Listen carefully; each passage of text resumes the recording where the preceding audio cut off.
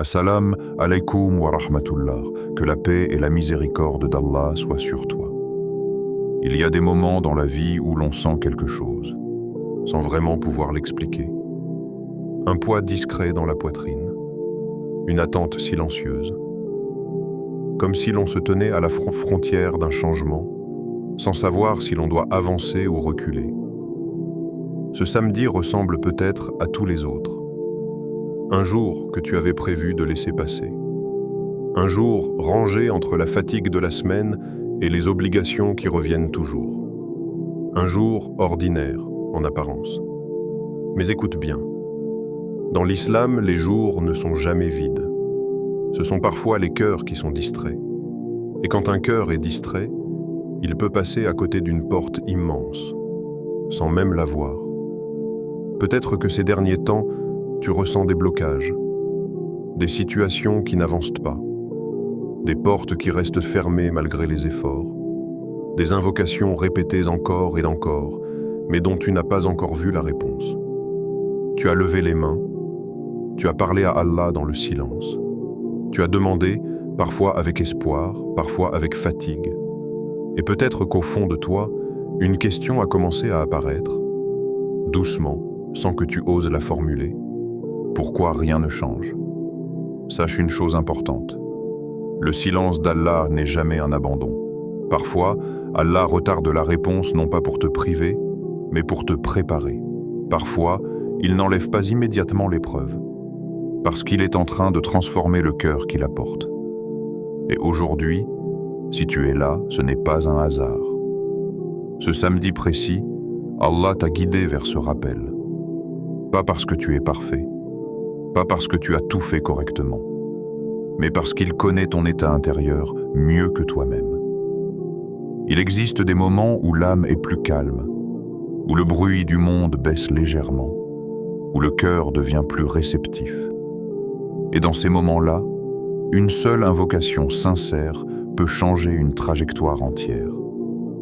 Ce samedi peut être ce moment, pas par chance, pas par superstition, mais par le rappel d'Allah, par le dhikr, par un homme divin prononcé avec foi, humilité et abandon. Ce que tu vas entendre dans cette vidéo n'est pas une promesse vide.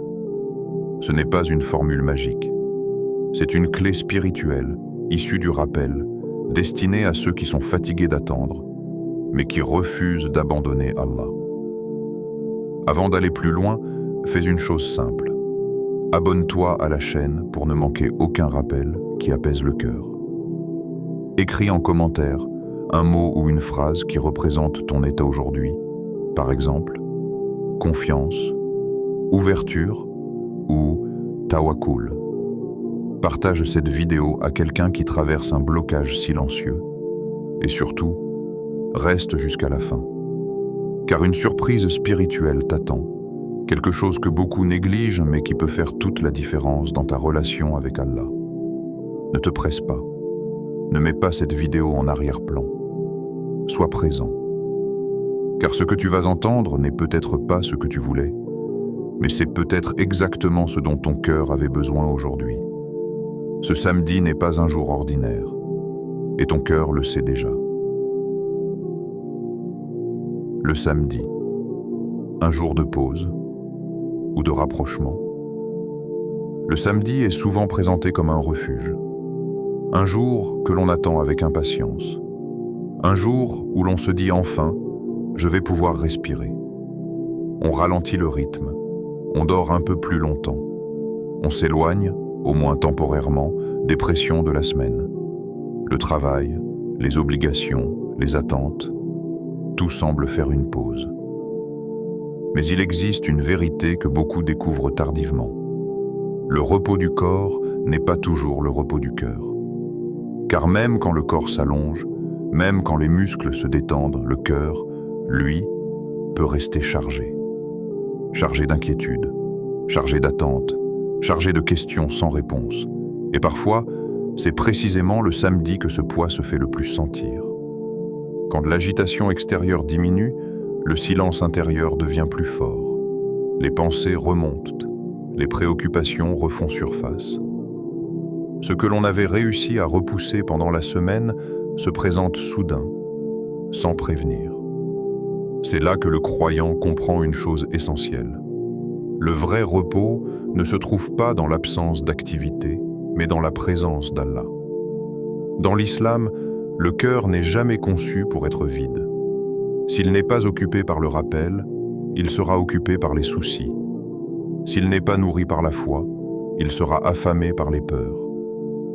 Le samedi devient alors un miroir qui reflète l'état réel de notre relation avec Allah. Quand tu t'arrêtes, quand tu n'es plus porté par l'élan de la semaine, une question silencieuse apparaît naturellement. Où en est mon cœur? Est-il apaisé ou dispersé? Est-il confiant ou inquiet? Est-il tourné vers Allah ou absorbé par ce qu'il ne contrôle pas? Le samedi offre quelque chose de rare, de l'espace intérieur. Et cet espace peut être rempli de deux manières. Soit par le divertissement constant, les écrans, le bruit, les distractions, juste pour ne pas entendre ce que le cœur murmure. Soit par un retour sincère à l'essentiel. Faire le point sur sa foi. Non pas de manière théorique, mais honnête. Se demander sans faux semblant. Quand ai-je parlé à Allah pour la dernière fois avec un cœur vraiment présent? Quand ai-je invoqué sans regarder l'heure? Quand ai-je fait un dhikr sans attendre immédiatement un résultat? Le samedi permet cette introspection parce qu'il n'impose rien. Il n'exige pas. Il ne presse pas. Et c'est souvent dans ces moments non pressés qu'Allah agit le plus profondément. Observer l'état de son cœur devient alors une nécessité. Pas pour se juger, pas pour se culpabiliser, mais pour comprendre. Car le cœur, en islam, n'est jamais figé. Il change, il fluctue, il s'ouvre et se ferme. Et Allah, dans sa sagesse, nous offre des moments comme le samedi pour que nous puissions nous reconnecter à cet organe invisible mais central. Le prophète nous a appris que dans le corps se trouve un morceau de chair qui, s'il est sain, rend tout le corps sain, et s'il est corrompu, corrompt tout le corps. Ce cœur-là ne se répare pas par le sommeil. Il se répare par le rappel. Corriger son intention devient alors une étape naturelle. Car avec le temps, même les bonnes actions peuvent perdre leur sincérité. On prie par habitude.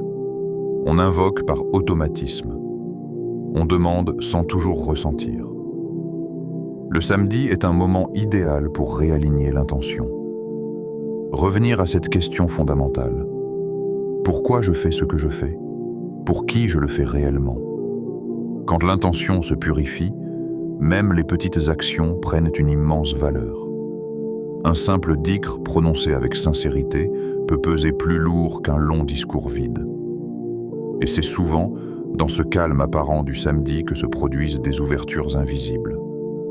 Pas forcément spectaculaires, pas forcément immédiates, mais réelles. Allah ouvre parfois des portes sans bruit. Il n'annonce pas toujours son intervention. Il ne prévient pas. Il apaise un cœur. Il clarifie une décision. Il éloigne un mal. Il prépare une réponse future. Et le serviteur, absorbé par le calme, ne réalise pas toujours que quelque chose est déjà en train de changer. C'est pour cela que le samedi n'est pas un jour neutre. Il est ce que tu décides d'en faire. Il peut être un simple jour de récupération physique, ou il peut devenir un moment de rapprochement spirituel. Un moment où tu ralentis non seulement avec ton corps, mais aussi avec ton âme. Un moment où tu cesses de courir après les solutions pour te tourner vers celui qui détient toutes les issues. Un moment où tu acceptes de ne pas tout contrôler et où tu laisses Allah reprendre sa place centrale. Car quand le cœur se pose, quand l'âme se calme, quand le rappel commence à circuler, les portes invisibles commencent à s'entr'ouvrir. Sans bruit, sans annonce, mais avec une sagesse parfaite. Le poids silencieux que beaucoup portent en ce samedi.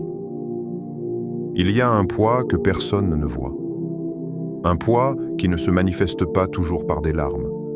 Un poids qui ne s'exprime pas forcément par des mots. Un poids que l'on apprend à porter en silence. Et souvent, c'est le samedi qu'il devient le plus lourd. Parce que quand le bruit de la semaine s'arrête, quand les obligations se taisent, quand plus rien ne distrait vraiment, le cœur parle. Peut-être que ce samedi, extérieurement, tout semble normal. Tu fais ce que tu as à faire.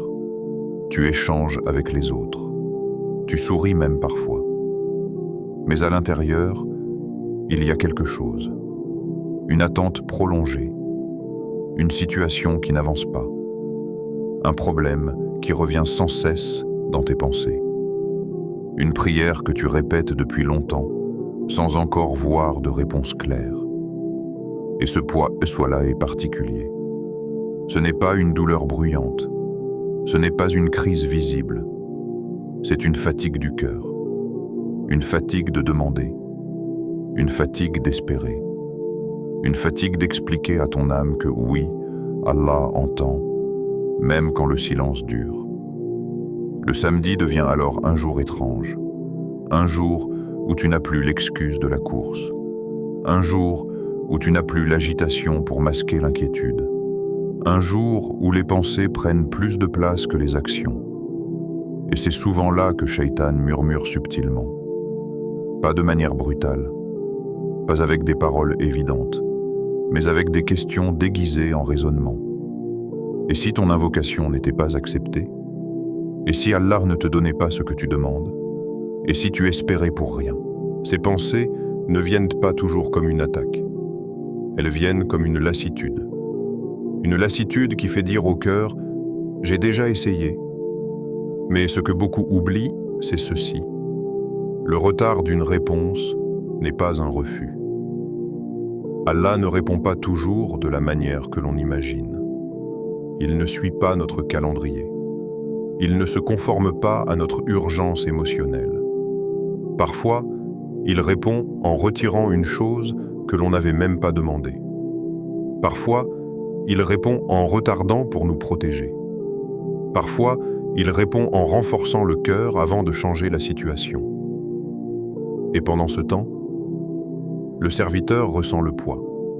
Ce poids silencieux qui s'installe quand on ne comprend pas encore la sagesse. Le samedi, ce poids peut se transformer en questionnement intérieur profond. Pourquoi cette épreuve précisément? Pourquoi maintenant? Pourquoi si longtemps? Et ces questions ne sont pas des péchés. Elles sont humaines. Allah connaît la fragilité du cœur humain. Il sait que l'attente peut fatiguer. Il sait que l'espérance prolongée peut user l'âme. C'est pour cela que dans le Coran, Allah ne reproche pas aux croyants de ressentir. Il lui apprend où déposer ce qu'il ressent. Pas dans le désespoir, pas dans la colère, mais dans l'invocation. Car l'invocation n'est pas seulement une demande, c'est un refuge. Quand tu invoques, tu ne fais pas que demander une chose. Tu affirmes que tu crois qu'Allah entend. Tu reconnais que tu ne contrôles pas tout. Tu transformes ton poids en dialogue avec ton Seigneur. Mais quand les invocations semblent rester sans réponse visible, le cœur peut commencer à douter de lui-même. Est-ce que je demande mal? Est-ce que mon cœur est trop attaché au résultat? Est-ce que je mérite vraiment ce que je demande?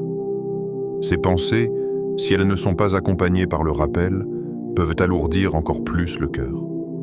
Et pourtant, c'est souvent dans ces moments précis qu'Allah est le plus proche. Le prophète nous a appris qu'Allah est avec le cœur brisé, avec celui qui s'humilie, avec celui qui n'a plus que lui. Le samedi devient alors un espace de vérité. Un espace où tu n'as plus besoin de faire semblant, où tu peux admettre intérieurement « Oui, je suis fatigué. Oui, j'attends encore. Oui, j'ai besoin d'Allah. » Et cette reconnaissance intérieure est déjà une forme de guérison, car tant que le cœur résiste, tant qu'il prétend aller bien, le poids reste bloqué.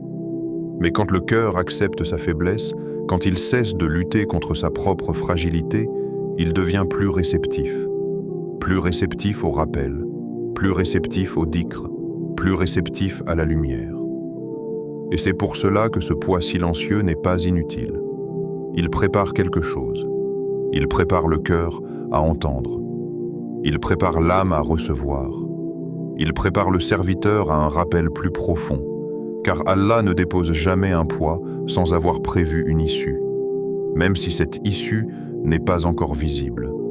Le nom d'Allah qui ouvre ce que personne ne peut ouvrir. À un moment précis du chemin spirituel, le croyant comprend une chose fondamentale. Toutes les portes ne s'ouvrent pas par l'effort seul. Il y a des situations où tu as tout essayé. Tu as réfléchi, tu as planifié, tu as patienté, tu as même parfois accepté.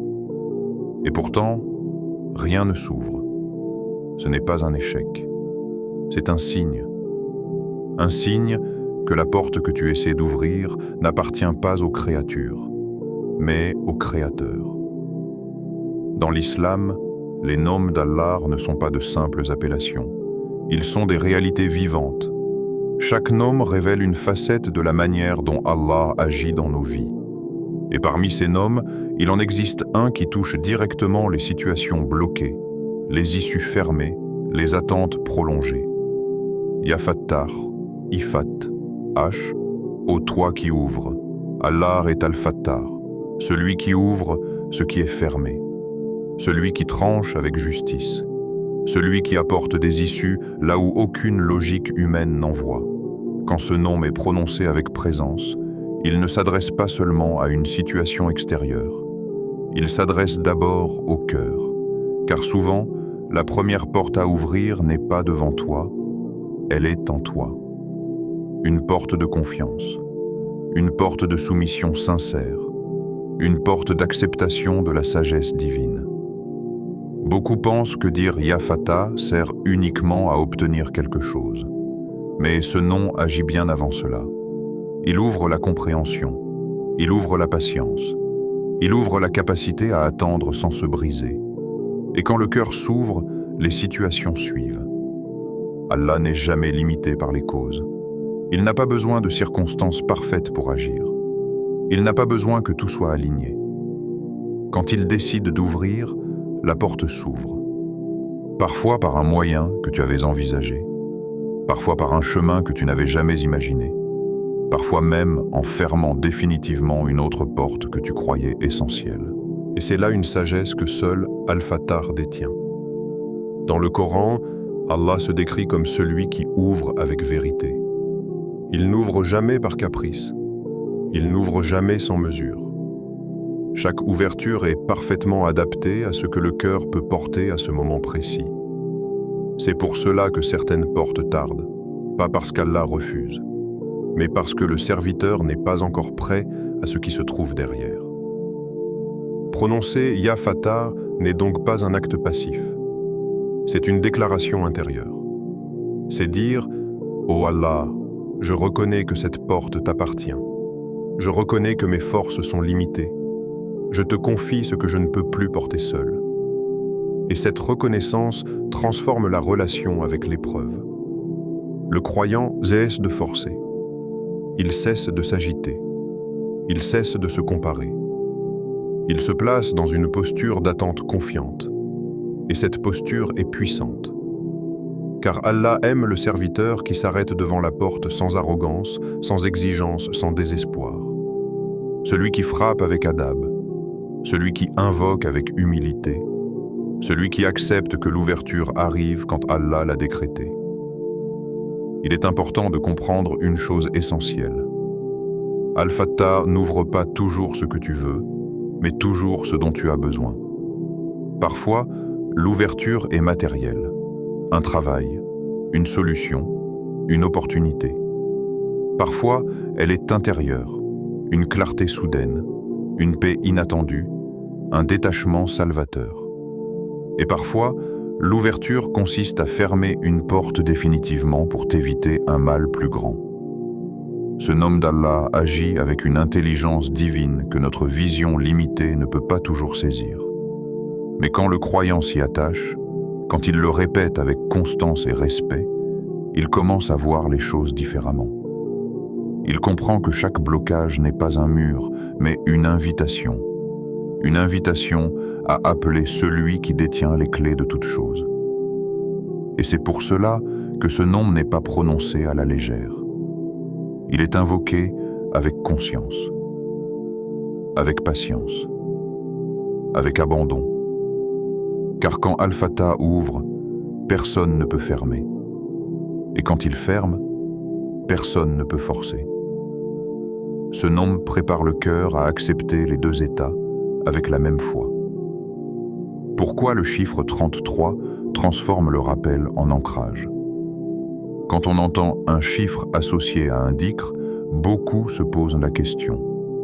Pourquoi ce nombre précis? Pourquoi 33? Qu'est-ce que cela change? Dans l'islam, rien n'est laissé au hasard, ni les mots, ni les moments, ni même les répétitions. Le chiffre 33 n'est pas une formule magique. Il n'est pas un talisman. Il n'a aucun pouvoir en lui-même. La puissance ne vient jamais du chiffre. Elle vient de l'obéissance, de la constance et de la présence du cœur. Et pourtant, la sagesse de la répétition est profonde. Le prophète nous a enseigné des dhikrs précis, répétés 33 fois, non pas pour compliquer l'adoration, mais pour ancrer le rappel dans l'âme. Répéter, c'est descendre du mental vers le cœur. La première fois que tu prononces un nom d'Allah, c'est souvent la langue qui parle. La 10e fois, l'esprit commence à suivre. La 20e fois, le cœur s'ouvre légèrement. Et autour de la 30e répétition, quelque chose change. Le rythme ralentit. La respiration s'adapte. Les pensées se calment. Le dhikr devient une présence, pas une récitation. Le chiffre 33 permet cela. Il est assez long pour casser l'automatisme. Il est assez court pour ne pas fatiguer. Il crée un espace. Et dans cet espace, le nom d'Allah commence à agir. Quand tu répètes « Ya Fatah » 33 fois, tu n'es pas en train d'insister auprès d'Allah. Tu es en train de t'aligner. Aligner ton attente avec sa sagesse. Aligner ton rythme avec sa patience. Aligner ton cœur avec sa volonté. Chaque répétition est comme un pas intérieur. Un pas où tu laisses derrière toi la précipitation, l'exigence, la comparaison. Un pas où tu te rappelles que l'ouverture vient d'Allah seul. Beaucoup de croyants font l'erreur de vouloir des résultats rapides avec des cœurs encore agités. Mais Allah ouvre quand le cœur est prêt à recevoir. Le chiffre 33 aide justement à cette préparation intérieure. Il ne force rien. Il ne promet rien. Il installe. Il installe la patience. Il installe l'écoute. Il installe l'abandon. Et dans cet état, le cœur devient plus perméable à la lumière. Il est aussi important de comprendre que la répétition protège de la dispersion. Sans cadre, le rappel peut devenir irrégulier, un jour avec ferveur, le lendemain avec oubli. Le chiffre 33 crée une discipline douce. Il ne pèse pas, il structure. Il dit au cœur, reste ici un instant, ne fuis pas encore, laisse ce nom descendre. Et plus tu respectes ce cadre, plus le cœur s'y habitue. Ce n'est pas la première fois qui transforme une vie, c'est la continuité. Un cœur qui s'habitue à revenir vers Allah devient plus stable face aux épreuves. Il y a aussi une sagesse subtile dans le fait que le prophète ait souvent recommandé des nombres impairs ou précis. Ces nombres empêchent la négligence. Ils demandent une attention. On ne récite pas 33 fois par hasard. On compte. On est présent. Et cette présence change tout. Le dhikr cesse d'être un fond sonore. Il devient un acte conscient. Quand tu arrives à la 30e répétition, tu n'es plus exactement la même personne que lors de la première. Même si tu ne le ressens pas clairement, quelque chose s'est apaisé. Quelque chose s'est recentré. Et ce recentrage est précieux. Car beaucoup cherchent l'ouverture sans jamais se poser. Ils veulent que les portes s'ouvrent pendant qu'ils courent encore. Mais Allah ouvre souvent quand le serviteur s'arrête, quand il s'assoit, quand il respire, quand il répète sans agitation. Le chiffre 33 est un seuil entre la demande précipitée et l'invocation posée, entre l'impatience et la confiance, entre la parole vide et le rappel habité. C'est pour cela qu'il ne faut jamais le réduire à un simple nombre. Il est une méthode éducative divine, une manière douce de ramener le cœur là où il doit être, présent, humble, disponible. Et dans cet état, le nom Ya Fatah trouve un terrain fertile. Comment vivre ce dhikr, ce samedi, pour qu'il touche vraiment le cœur? Il ne s'agit pas seulement de faire un dhikr, il s'agit de le vivre. Car beaucoup prononcent des mots, mais peu laissent ces mots les traverser. Ce samedi, avant même de commencer, il y a une chose essentielle à comprendre. Ce moment n'est pas un ajout à ta journée, c'est un retour vers toi-même. Tu n'as pas besoin d'un lieu parfait. Tu n'as pas besoin d'un silence absolu. Tu n'as pas besoin d'un état spirituel exceptionnel. Tu as seulement besoin d'un instant de sincérité. Choisis un moment où ton corps ralentit naturellement. Pas entre deux obligations, pas dans la précipitation. Peut-être après une prière, peut-être tôt le matin, peut-être le soir quand le monde s'apaise. Assieds-toi. Pas comme quelqu'un qui accomplit une tâche, mais comme quelqu'un qui se présente devant Allah. Redresse légèrement le dos, relâche les épaules, laisse les mains se poser naturellement, respire, une respiration profonde, puis une autre, pas pour méditer, pas pour te vider l'esprit, mais pour revenir à l'instant présent, car le cœur ne peut pas invoquer pendant que l'esprit court ailleurs.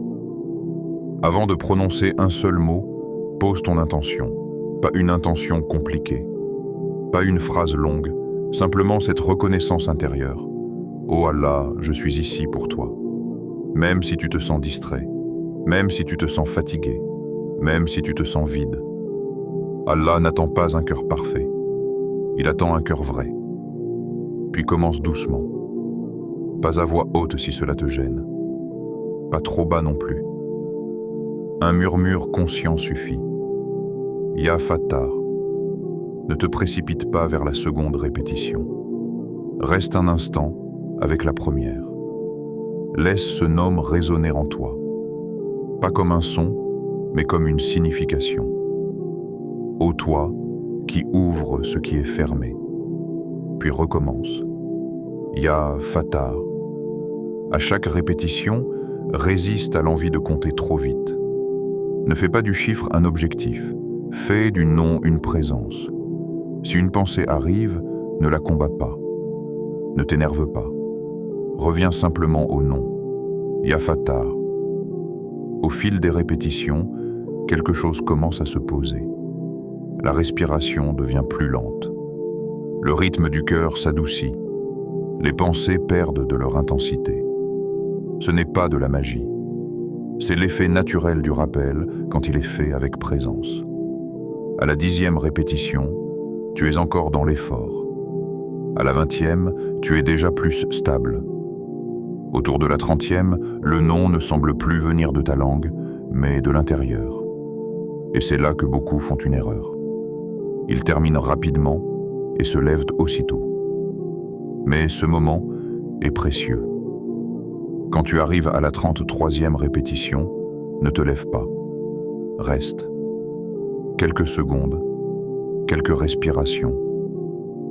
Observe ton état intérieur. Pas pour l'analyser, pas pour chercher un signe, juste pour être. Puis, sans formuler de longues demandes, confie à Allah ce qui t'a amené ici. Pas besoin de mots complexes, Allah connaît déjà. Une phrase simple suffit, ou même une intention silencieuse. Oh Allah, ouvre ce qui est bloqué pour moi. Oh Allah, accorde-moi ce qui est bon, même si je ne le vois pas encore. Puis, laisse.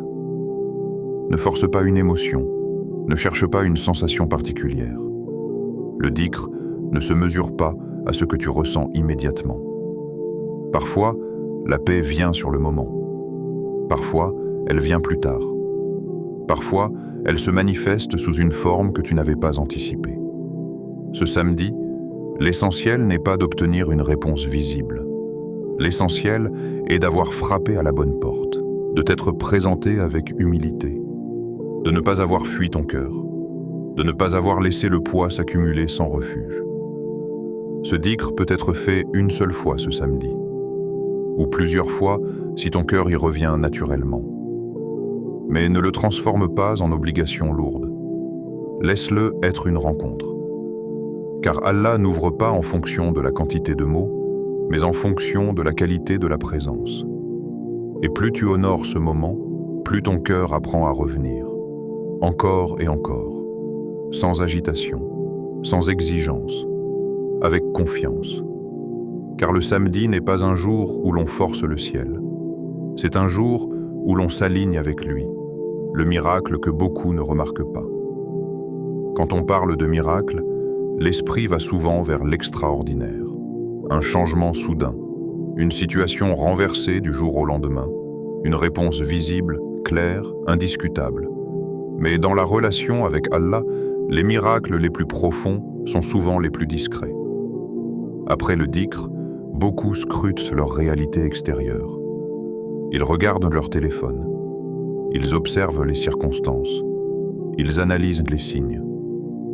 Est-ce que quelque chose a changé? Et parfois, la réponse semble être non. La situation est toujours là. Le problème n'a pas disparu. La porte semble encore fermée. Mais le miracle ne commence pas toujours là où les yeux regardent. Il commence souvent là où personne ne regarde, dans le cœur. Un apaisement léger, une tension qui se relâche, une pensée qui perd de sa force. Ce sont des changements subtils, presque invisibles, mais profondément transformateurs. Avant, la situation occupait tout l'espace intérieur. Après, elle est toujours présente, mais elle ne domine plus. Et cette différence est immense. Car un cœur apaisé ne réagit plus de la même manière. Il réfléchit autrement. Il attend différemment. Il invoque sans agitation. Le miracle, c'est parfois de pouvoir respirer à nouveau dans une situation qui étouffait. De ne plus être constamment envahi par la peur du résultat. De retrouver une forme de stabilité intérieure alors que rien n'a encore changé extérieurement. Et cette stabilité est une protection. Beaucoup sous-estiment la valeur de la paix intérieure. Ils pensent que tant que la situation n'est pas résolue, rien n'a été accordé. Mais Allah donne parfois la paix avant de donner la solution, parce que la solution sans paix peut devenir une épreuve supplémentaire. Imagine recevoir ce que tu demandes alors que ton cœur est encore agité. Tu risquerais de l'utiliser mal, de t'y attacher excessivement, de perdre ce qui t'a été donné. Allah connaît la capacité réelle du cœur à porter ce qu'il demande. Alors, il le prépare. Et cette préparation est déjà un miracle. Il y a aussi un autre miracle discret, la clarté. Après le rappel, des décisions deviennent plus simples. Ce qui semblait confus devient plus lisible. Tu sais ce que tu dois faire ou ne plus faire. Pas parce que quelqu'un te l'a dit, mais parce que ton cœur s'est aligné. Le rappel nettoie le bruit intérieur. Et dans ce silence, la guidance devient perceptible. Parfois, le miracle est même de comprendre que ce que tu demandais n'était pas ce qui te convenait le mieux. Et cette compréhension n'est possible que quand le cœur est apaisé.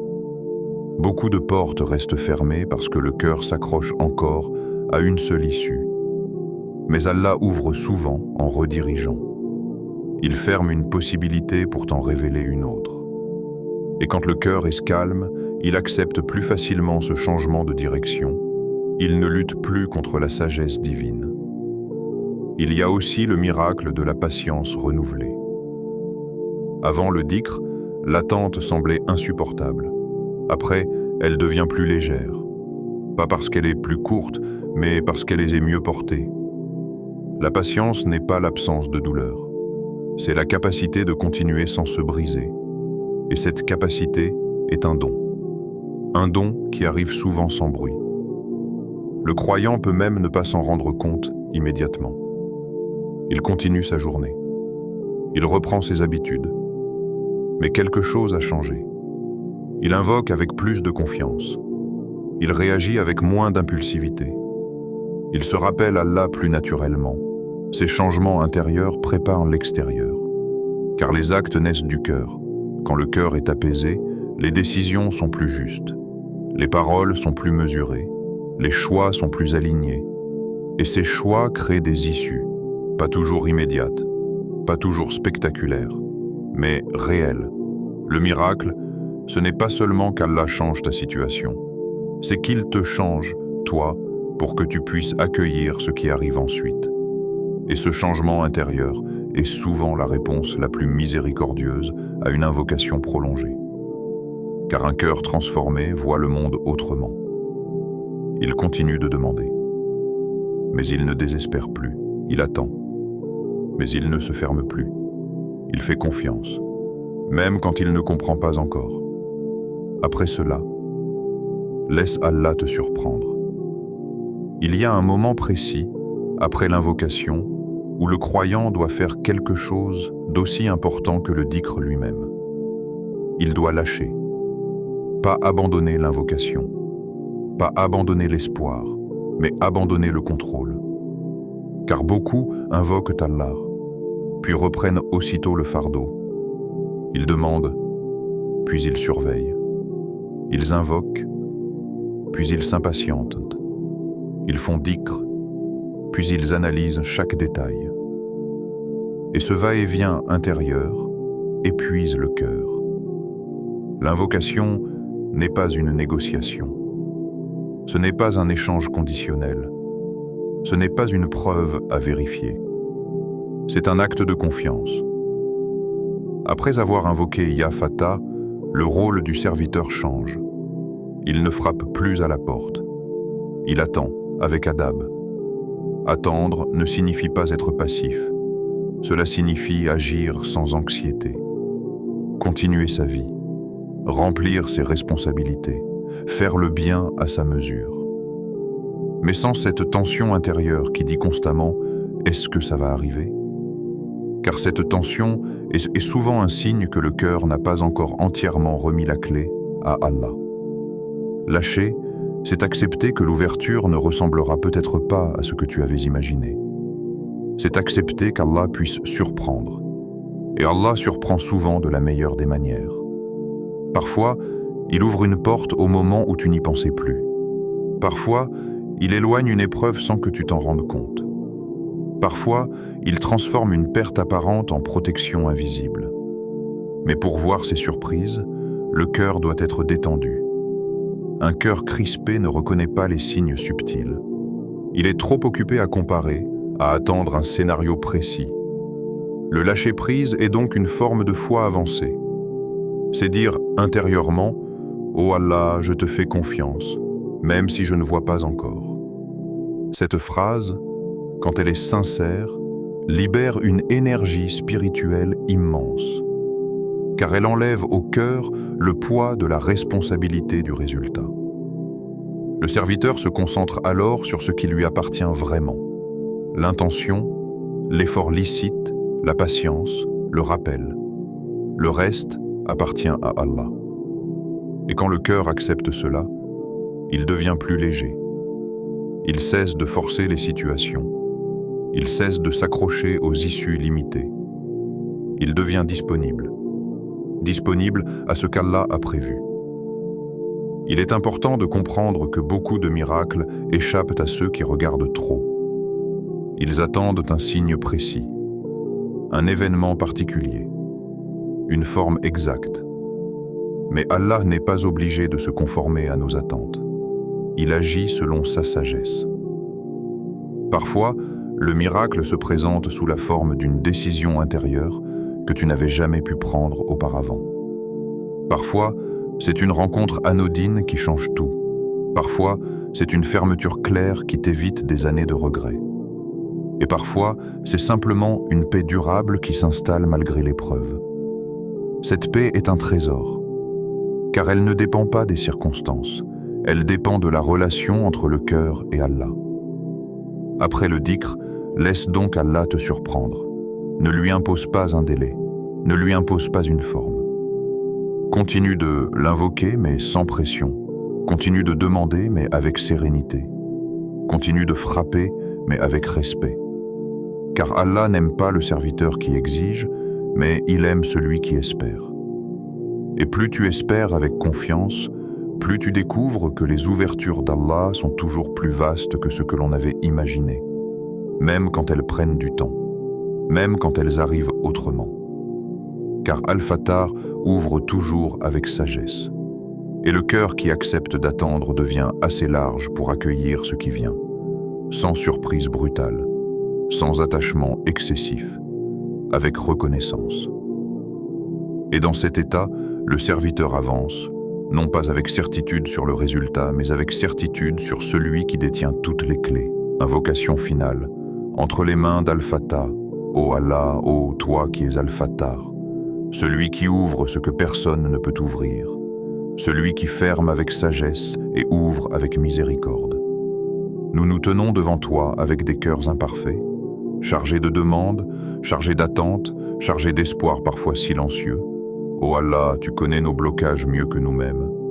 Tu connais les portes devant lesquelles nous sommes restés longtemps, les larmes que nous n'avons pas toujours versées, les invocations répétées dans le secret.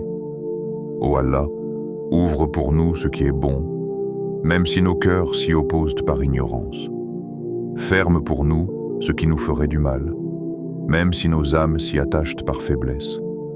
Ô Allah, ouvre nos cœurs avant d'ouvrir nos situations. Accorde-nous la paix avant le résultat, la confiance avant la réponse, la patience avant l'issue. Ô Allah, si ce que nous demandons est loin, rapproche-nous-en. Et si ce que nous demandons n'est pas bon pour nous, remplace-le par ce qui nous élèvera auprès de toi. Ne fais pas de nos invocations un poids, mais un refuge. Ne fais pas de notre attente une épreuve, mais un chemin vers toi. Ô Allah, fais de ce samedi un moment inscrit dans nos cœurs, un moment où nous avons choisi de te faire confiance, même sans voir encore. Accorde-nous le bien dans ce monde et le bien dans l'au-delà, et protège-nous du châtiment du feu, Ce rappel touche à sa fin, mais ce qu'il a éveillé en toi peut continuer bien au-delà. Rappelle-toi une chose essentielle, Allah n'est jamais loin. Parfois, il change les circonstances. Parfois, il change le cœur. Et parfois, il fait les deux, mais pas dans l'ordre que l'on attend. Si ton cœur s'est apaisé aujourd'hui, si tu as ressenti une présence, une clarté ou simplement un léger soulagement, sache que ce n'est pas insignifiant. C'est souvent ainsi que commencent les ouvertures. Ne mesure pas la valeur de ce moment à ce que tu vois immédiatement. Mesure-la à la confiance qui est née en toi. Car quand le cœur change, les choix changent. Et quand les choix changent, la trajectoire change. Et Allah est parfaitement capable de transformer une trajectoire entière à partir d'un instant sincère. Si ce rappel a touché ton cœur, ne le laisse pas s'arrêter ici. Abonne-toi à la chaîne pour continuer à nourrir ton cœur de rappels sincères, tirés du Coran et de la Sunna. Écris en commentaire « Ya Fattar » ou une phrase qui représente ta confiance aujourd'hui. Partage cette vidéo à quelqu'un qui attend une ouverture, même en silence. Et surtout, continue de revenir vers Allah. Encore et encore. Car la plus grande ouverture n'est pas toujours celle que l'on attend. C'est celle qui rapproche le cœur de son Seigneur. Qu'Allah t'ouvre des portes que tu n'imaginais même pas et fasse de ton cœur un lieu de paix.